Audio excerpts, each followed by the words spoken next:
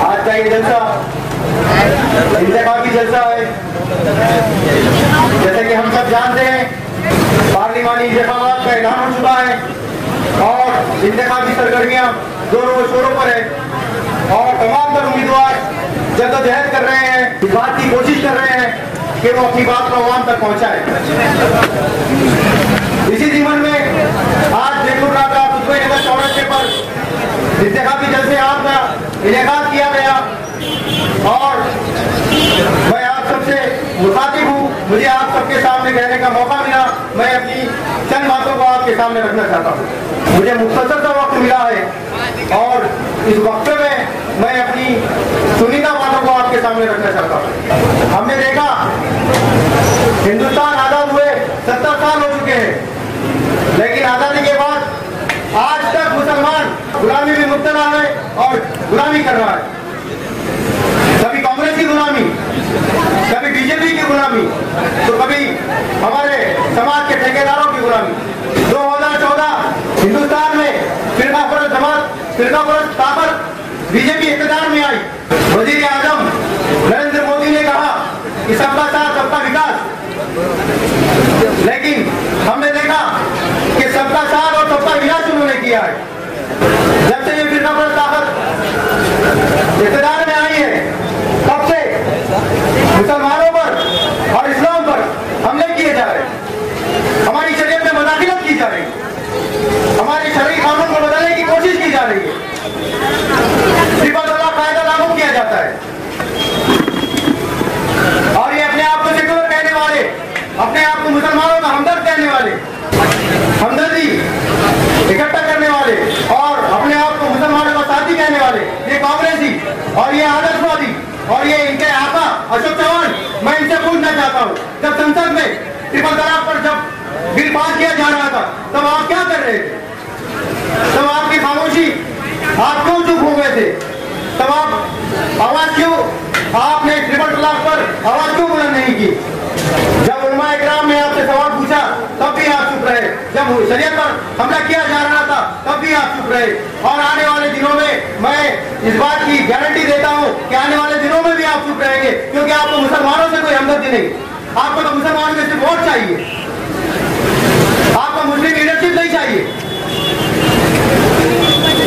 आपको मुस्लिम नेता पसंद नहीं है, आपको तो मुस्लिम वोट चाहिए। आपने मुसलमानों को सिर्फ वोट बैंक के लिए इस्तेमाल किया है और आपके कुछ दिन पहले एक मीटिंग हुई, मैं समझता हूँ यहाँ हिलाल नगर में एक मीटिंग हुई, वहां पर आपके नुमाइंदे आए आपके प्रचार के लिए, शायद उनका नाम आरिफ हसीन खान, वो कह रहे थे कि आजमाए हुए लोगों का बार बार आजमाना नहीं चाहिए। बहुत अच्छी बात कही उन्होंने, मैं शुक्रिया अदा करता हूँ उनका, सच कहा उन्होंने। हमने भी अशोक चौहान को बार बार आजमाया है, लेकिन नतीजा क्या मिला? वो हमारे काबिल ही नहीं है। तो मैं तमाम लोगों से कहना चाहता हूँ कि हमने जिसको आजमा चुके, अब हमें उसको आजमाने की जरूरत नहीं है। अब हमारे सामने एक नुमाइंदा जिसको असदुद्दीन अवैसी साहब और बाला साहब अम्बेडकर ने पूरे एतमाद और पूरे भरोसे के साथ हमारे बीच वो नुमाइंदा भेजा है, जो कि पढ़ा लिखा है, जो कि तालीम याफ्ता है और वंचित समाज से ताल्लुक रखने वाला है।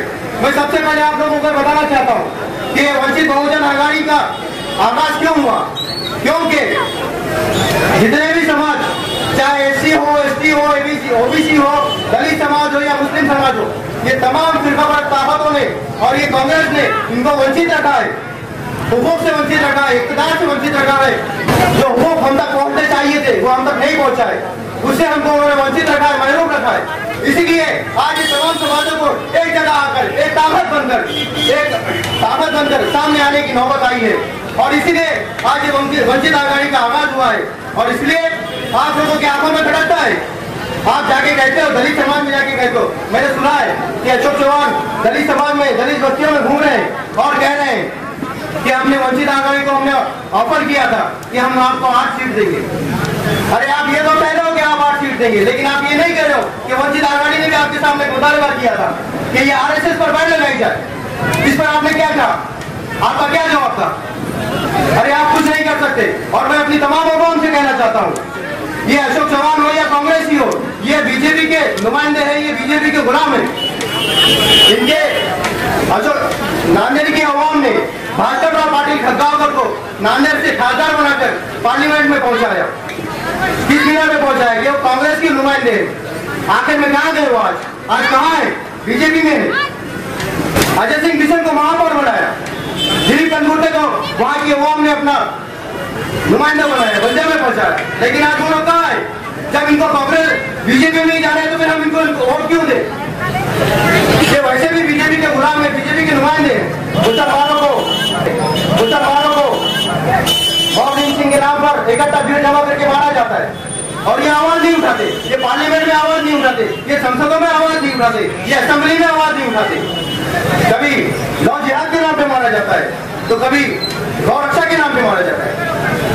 आज भी मैं दावे के साथ कहता हूँ, आज भी अखलाक की रूह और पहलुकान की रूह हमसे इस बात का मुतालबा करती है। हमारी वो मासूम बच्ची आसिफा, उसकी रूह हमसे इस बात का मुतालबा करती है, क्या उनको इंसाफ मिला? कौन देगा उनको इंसाफ? क्या इन लोगों ने उनके लिए कुछ किया? क्या वो साथियों को सजा मिली? आज भी वो आजाद घूमते हैं, न जाने और कितनों को ये शिकार बनाएंगे, पता नहीं।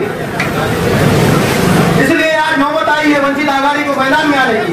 मैं तमाम अवाम से गुजारिश करना चाहता हूँ कि वंचित आघाड़ी को मौका दे और अपना जो नुमाइंदा है, जिसको असदुद्दीन अवैसी साहब ने चुना है, जो हमारे लिए हमारी आवाज को, हमारे हुकूक को संसद में उठाएगा और हमारे हुकूक हम तक पहुंचाने का काम करेगा, हम उसको एक मौका दे, हम उसको संसद में पहुंचाने का काम करें। सुना है कि आज वो चौकीदार नांदेड़ में आया है, चौकीदार वो जो चोर है, चौकीदार तो नांदेड़ का भी एक चौकीदार चोर है। आदल डोडाला तो पता होगा ना क्या है?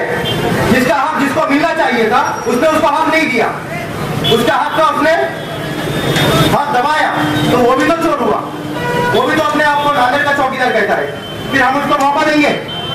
तमाम अवाम उन्नास से मैं इत्तेहाद की उम्मीद करता हूँ और इत्तेहाद की अपील करता हूँ। अरे इत्तेहाद इत्तेहाद इत्तेहाद, बार बार ये इत्तेहाद कहा जाता है, क्यों कहा जाता है? क्योंकि हमारे बर्बादी के कानून बाजारों, चौराहों या गलियारों या मैदानों में नहीं बनते, हमारे बर्बादी के कानून ऐवानों में बनते हैं, ऐवान असेंबली में बनते हैं, ऐवान पार्लियामेंट में बनते हैं, ऐवान बल्दिया में बनते हैं। अगर हम अपना नुमाइंदा ऐवान असेंबली में पहुंचाते, अगर हम अपना नुमाइंदा ऐवान पार्लियामेंट में पहुंचाते, अगर हम अपना नुमाइंदा ऐवान बल्दिया में पहुंचाते, तो वो इन मुसलमानों के और तमाम वंचित और तमाम SC ST OBC इन समाजों पर होने वाले अत्याचारों के खिलाफ आवाज उठाएगा, उनको रोकने की कोशिश करेगा और हमारे हुकूक हम तक पहुंचाने की कोशिश करेगा। और ये जो चौकीदार अपने आप को देश का चौकीदार कहता है, मैं आप लोगों को एक छोटी सी मिसाल के जरिए समझाना चाहता हूँ। हमारा कोई मकान होता है या हमारी दुकान होती है, वहां पर हम एक चौकीदार वहां पे रखते हैं। वो चौकीदार उसकी इस तरह से रखवाली करता है कि वहां पर किसी किस्म की कोई चोरी होने नहीं देता है, किसी किस्म का वहां पे कोई हादसा होने नहीं देता है। तो जब ये चौकीदार जब हिंदुस्तान की रखवाली कर रहा है तो मैं उससे पूछना चाहता हूँ कि हिंदुस्तान के अंदर, हिंदुस्तान की सरहद में 200 किलो RDS कैसे आ गया? मैं ये कह रहा था कि चौकीदार जो अपने आप को देश का चौकीदार कहता है, उससे मेरा सीधा सवाल है कि अगर तू चौकीदारी करता है तो 2 किलो RDS हिंदुस्तान में कैसे आया? 2 किलो RDS इस तरफ में कैसे घुसा और हमारे 40 जवानों की कुर्बानी कैसे हुई? हमारे 40 जो जवान शहीद हुए कैसे हुए? मैं एक बात आगे से कहना चाहता हूँ, ये मंत्री संतरी जितने भी हैं, अगर इनके घरानों से इनके बेटों को अगर फौज में भर्ती किया जाएगा तो मैं दावे से कहता हूँ एक भी हमला नहीं होगा, हमारा एक भी सैनिक, हमारा एक भी फौजी नहीं मरेगा। लेकिन उनको कोई परवाह ही नहीं, क्योंकि उनकी नस्ल, क्योंकि उनकी कोई नस्ल ना फौज में है ना ही देश के किसी समाज में जाकर काम करते हैं। फौज में कौन भर्ती होता है? एक दलित समाज वाला, एक मुस्लिम समाज का, एक SC समाज का, एक ST समाज का। ये लोग हिंदुस्तान की रक्षा करते और इसके बदले में हम चैन की और सांस लेते हैं। शेर से अपनी बात को खत्म करना चाहता हूँ। खामोश मिजाजी तुम्हें जीने नहीं देगी, खामोश मिजाजी तुम्हें जीने नहीं देगी, खामोश मिजाजी तुम्हें जीने नहीं देगी। इस दौर में जीना है तो घबरा मचा दो। खुदा